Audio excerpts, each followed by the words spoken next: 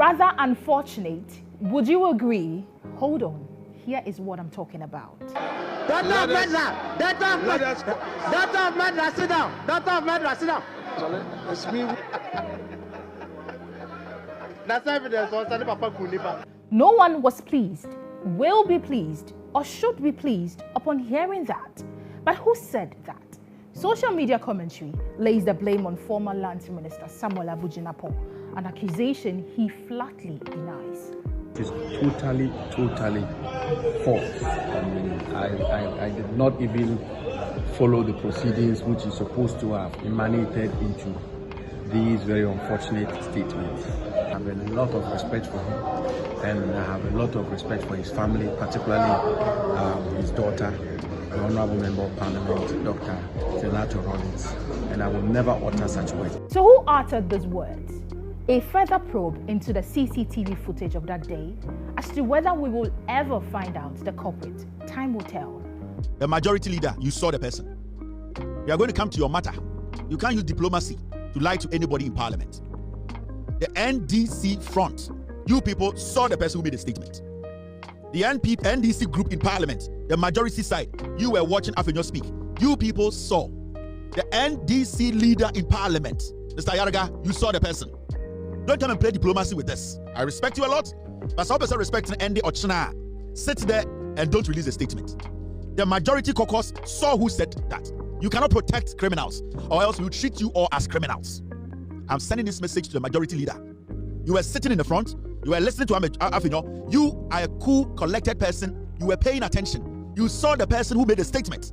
You people cannot throw Zenato under the bus. You lie bad. You, the leader of the NDC group, Mr. Ayaraga, you saw the person who made the statement.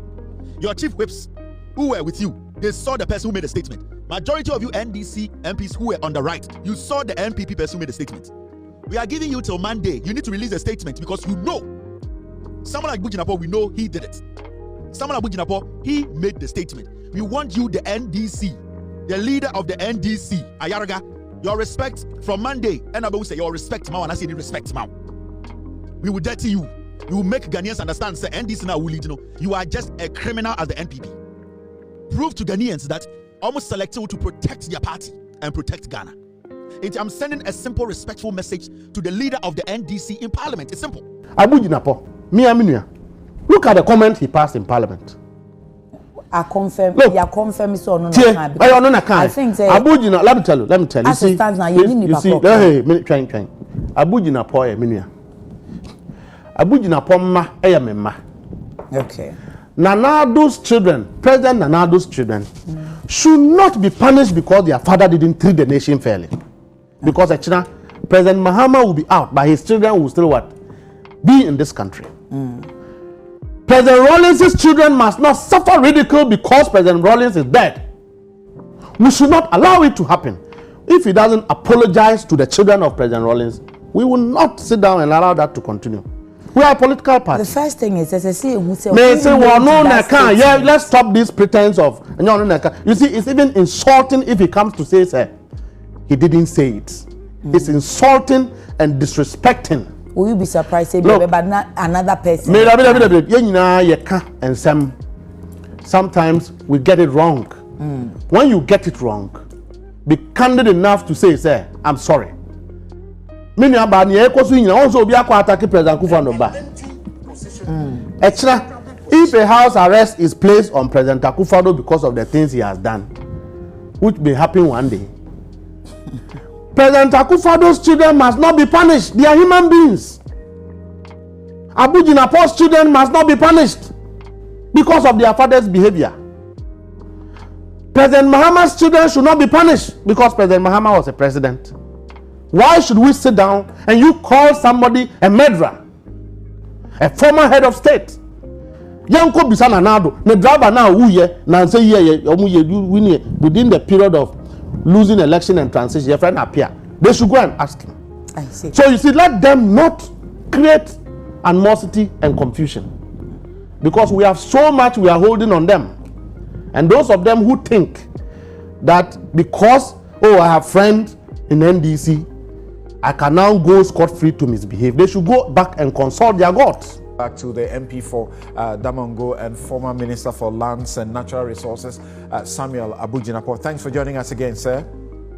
Thank you very much, Samson. Right, good to have you, and your line is very clean. So I was just about to ask Kabiru, who is this who attacked Zanator? Do you know? Well, thank you, Samson. Let me say good morning to your cherished listeners and viewers, and to my friends in the studio, particularly the former minister, my friend Kabiru and Mr. Benton. I don't. As a matter of fact, I did not even hear those words being spoken, and I had not followed the conversation until the following morning when somebody drew my attention to the false claim that I spoke those words. But I don't know who authored those words. You guys were all right there. How come none of you, particularly the NPP group, you don't know which among you is the one who attacked the lady? Well, I don't know. I believe an investigation of a sort should be able to cover that. But whilst I have the opportunity, Samson, let me just say for the records, first of all, that I don't speak in that manner. I don't. Anybody in all humility and modesty who's followed my career, who knows me well, knows that I don't speak in that manner. Secondly, as I said, I did not even hear those words being spoken, and obviously it couldn't have been me. I don't even speak across the aisle in Parliament. I only speak on the floor of Parliament publicly. And thirdly, I have had a very good personal relationship with former President Rawlings when he was alive. He was somebody who took a great interest in me as a young politician. And I've had an excellent relationship with the Rawlings family over the years. Indeed, when he passed, and the then minority leader, Dr. Haruna Idrisu, read a statement on the floor of Parliament, I was the one who was chosen by the then minority, given the relationship and how much I know President Rawlings, to comment on that matter. And I have great respect for President Rawlings. I have a very excellent relationship with Dr. Zenato. In fact, I will classify that relationship as being friends, and I've spoken to her since this matter came up, and I will be the last person to utter those kinds of words. Why will some people want to fix this on you? Well, I don't know, but that this is our politics. I mean, the day in question, I think that was the day we took the report on Honorable Sam George and Honorable Okudzeto Ablakwa. And, you know, I spoke my mind as always. I don't know to what extent that will contribute to anybody wanting to pin this on me. But the most important point I want to make very respectfully is that I don't speak in that manner. I have great respect for President Rawlings and his memory and what he stood for. I had excellent relations with him when he was alive. Anybody who knows me knows the relationship I have with the Rawlings family generally, and I will be the last person to speak in that manner about them. And I condemn those words in no uncertain terms. I have excellent relationship with Dr. Zenato Rawlings. I have great respect for her, and I will again be the last person to utter such unsavory, unfortunate comments about her.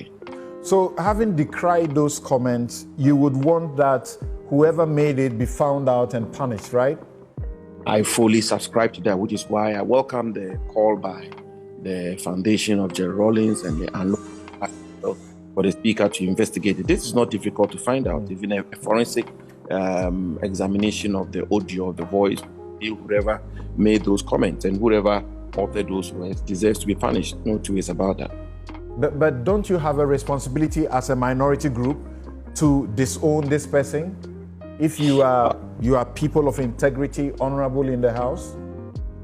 Well, I mean, in these matters, I'm not too sure that you can restrict it to the minority. I think the Parliament as an institution, the Speaker himself can take it up. And if the leadership of Parliament also so wish to get to the bottom of this matter, I will welcome that. The most important thing is that we should engage in politics devoid of insults, character assassination, such as this one. Kabiru, you have been in Parliament for how many weeks now? This is your 5th week. Right. You have seen Senator Rawlings, right? She carries herself in a very decent way. What do you think could have attracted this kind of attack to her?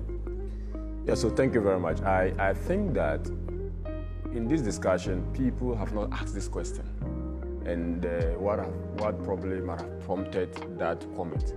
Before I go, it's like the infamous Chua, who said Chua. Yeah. I'm sure we'll find ourselves in the same situation. This was what happened. The MP for Ablakwa South, in commemoration of the 60th anniversary of JB Donkor also, made a statement on the floor of Parliament. Like any nation, and my senior mentor said, you need to eulogize the person. The person might have had his dark days, era in the history during which he might have committed one offense or other. But the moment was a solemn moment for us to eulogize the great leader, JB Donkor. After the presentation, the MP for Tamale Central got up on his feet and the speaker gave him the opportunity. Rather than continuing in the manner of eulogizing the leader, he went against him, calling him a traitor, a CIA agent on the floor of Parliament. Is that Mutala? Mutala. That was what happened. And he premised it on the fact that we shouldn't be presenting JB Donkor as if he was a saint.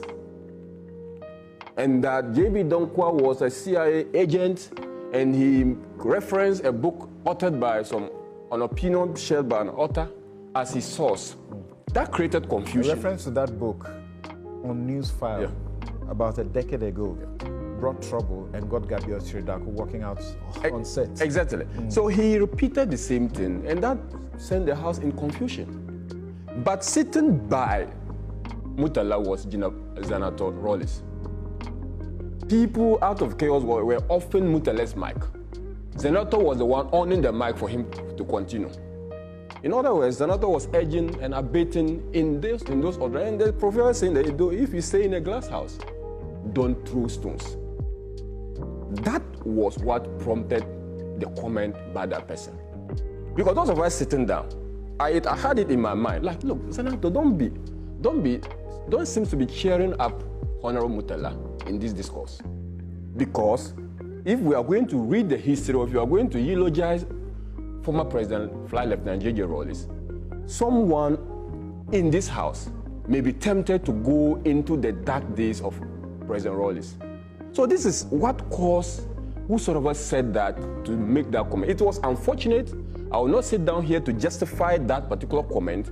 I will not in any day promote that a leader of that sort, Flight Lieutenant J.J. Rawlings, despite all the good things he has done for this country, someone would, reduce him to a murderer. So Senator has carried herself well, but that singular act, for me, sitting down, I felt and I still feel like she was aiding and abating and cheering Mutala. As you said, Dr. Mutala Mohammed was the one speaking. Rightly so. And some people were trying to put his microphone off. Exactly so. So she was helping, as you say, to make sure his microphone was on. That's not doing wrong. No. You see, when a member of parliament is out of order, because the statement is clearly a statement that should not stand in the discourse of parliament, that you get up to eulogize a leader and the only word you could use is a traitor. So you mean there was somebody who was raising a point of order? Exactly. Okay. Exactly. Mutala was refusing. Even the speaker was trying to rein in Mutala. But he was insisting on making his point. That created the chaos to start with. Okay. And so, but in all this thing, we've not asked what was the foundation, what might have caused a member of parliament to rudely... Thanks for the... My statement is just simple. Yes, it is good to eulogize J.B. Donkor. It is good to espouse some of the good things he did. And I won't stand here and say he never did anything good. But it's important to appreciate the fact that he betrayed his state. In fact, Martin Marida's book, Mr. Speaker. He was a traitor. He was a traitor. Sit down. He was a CIA. Sit down. Sit down. Sit down. Before I walk into this chamber, Sit down. Which state? Which state? am quoting Martin Meredith's book of the State of Africa. He described J.B. Dankwa as one of CIA agents who was paid to betray his country. These are not my words. These are not my words. Mr. Speaker, I have a copy. I have a copy of that book in my office. No way. Are you also a Russian? He played no role in the building of a Gargantuan dam. Don't attribute something to him. And Mr. Speaker, he also said that J.B. Dankwa died a horrible death. And Abuja, as a matter of fact, the NLC constituted a committee to investigate the circumstance under which J.B. Dankwa died. Honorable member, conclude. He died in natural death. Honorable member, conclude. Speaker. Honorable member, to die. Member of Parliament. Honorable member, who put honorable member, the motion in it. Put it what? Honorable member, motion. Put it down. He's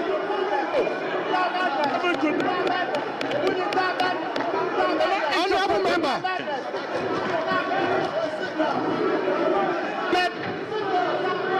Put it down, madness. Put it down, madness.